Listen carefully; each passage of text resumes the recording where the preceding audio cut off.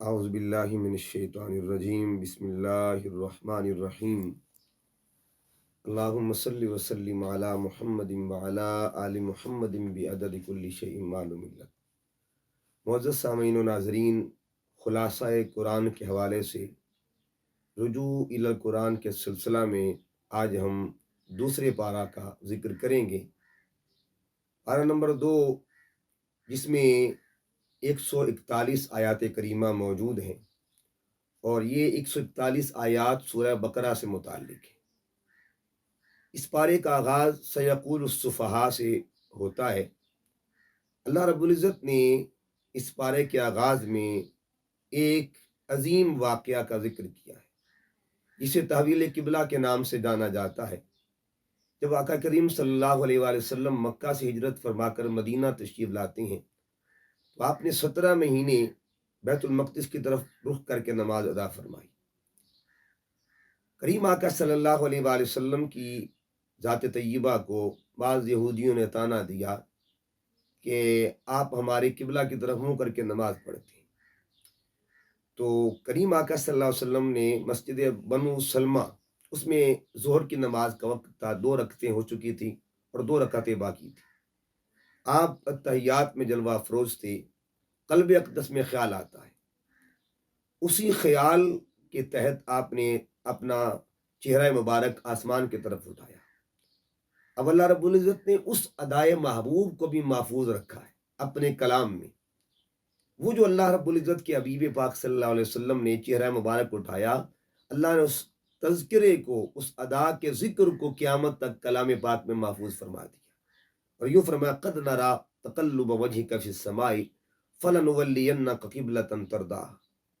اہل محبت اس آیت کا ذوق لیں کہ کتنا حسین ربط ہے اس آیت کریمہ کا، کہ پہلی حصے میں اللہ رب العزت نے حضور علیہ السلام کی ادا کا ذکر کیا، قد نرا تقلب وجہک فی السماء، یہاں تک ادائے محبوب کا ذکر ہے۔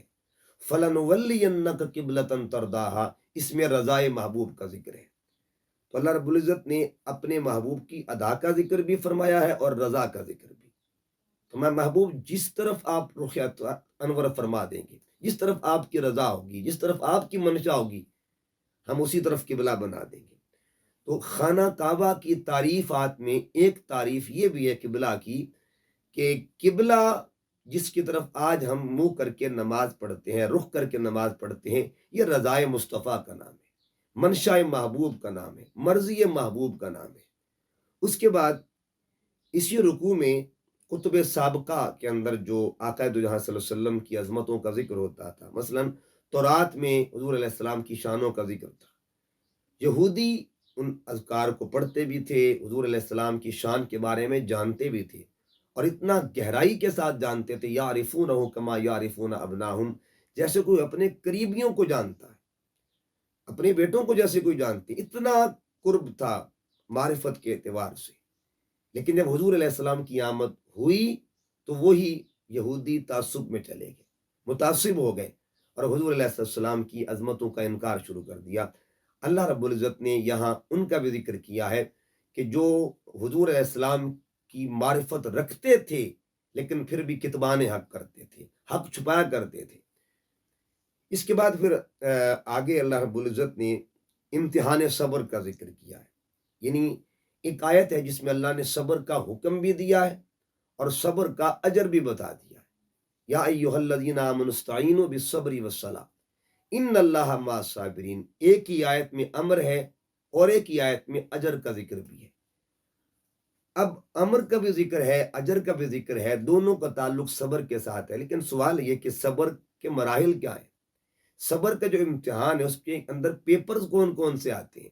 قرآن مجید نے ان 5 پیپرز کا ذکر بھی کیا ہے۔ وَلَنَبْلُوَنَّكُمْ بِشَيْءٍ مِّنَ الْخَوْفِ وَالْجُوعِ وَنَقْصٍ مِّنَ الْأَمْوَالِ وَالْأَنفُسِ وَالثَّمَرَاتِ، ایک پرچے کو جو کہتے ہیں، بھوک، یعنی بھوکا رہنا پڑتا ہے صبر کے معاملے میں۔ پھر نقص اموال، مال کی کمی بھی ہوتی ہے، بس ثمرات، پھل دینے پڑتے ہیں، جان کی کمی بھی ہوتی ہے، تو خوف سے بھی گزرنا پڑتا ہے۔ ان تمام مراحل سے گزر کر اللہ تعالیٰ فرماتا ہے وَبَشِّرِ الصَّابِرِينَ، میں اپنے بندوں کو خوشخبری دیتا ہوں، ان کو جو صبر کرنے والے ہیں، اولئک علیہم صلوات من ربہم ورحمہ، میں ان بندوں پہ اپنی رحمت بھی کرتا ہوں، اور اللہ رب العزت ان پر اپنی طرف سے برکات جو ہے وہ بھی عطا فرماتے ہیں۔ اس کے بعد اللہ رب العزت نے یادگار صالحین کا تذکرہ کیا ہے، جہاں اللہ کے پیارے اپنا قدم رکھ جاتے ہیں، جہاں قیام گاہ ہوتی ہے، جہاں آرام گاہ صالحین ہوتی ہے، اللہ ان مقامات کا ذکر بھی کرتا ہے۔ یعنی ایسے مقامات جن کو نسبت صالحین مل جائے، اللہ ان مقامات کا نام زندہ رکھتا ہے۔ اللہ فرماتا ہے ان الصفا والمروۃ من شعائر اللہ، بے شک صفا مروہ کی جو پہاڑیاں ہیں وہ اللہ کی نشانیوں میں سے ہیں۔ اس کے پس منظر میں ایک صالحہ بندی کا تذکرہ ملتا ہے، ایک ماں کا ذکر ملتا ہے، ماں کی مشقتوں کا ذکر ملتا ہے، ماں کی محنتوں کا ذکر ملتا ہے، ماں کی اولاد کے ساتھ محبتوں کا ذکر ملتا ہے۔ اور ماں کی شان جب بھی بیان کریں اس آیت کو کبھی نہ بھولیے گا۔ ایک ماں ایسی جس نے اولاد کے لیے 7 چکر لگائے تھے پانی کے لیے، اللہ رب العزت نے اس ماں کے اس عمل کو اتنا محفوظ فرما دیا کہ نہ صرف اس کا مقام کا ذکر اللہ نے کیا، بلکہ اسے مذکوریت کے بعد مقبولیت کا درجہ بھی دے دیا۔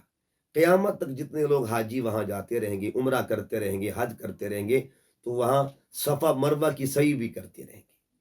یہ تصور جو ہے اس کے پیچھے ایک ماں کی محبتیں شامل ہیں، ایک ماں کی مشقتیں شامل ہیں۔ اس کے بعد عقیدہ توحید کا ذکر آتا ہے۔ اللہ رب العزت فرماتا ہے وَإِلَٰهُكُمْ إِلَٰهٌ وَاحِدٌ لَا إِلَٰهَ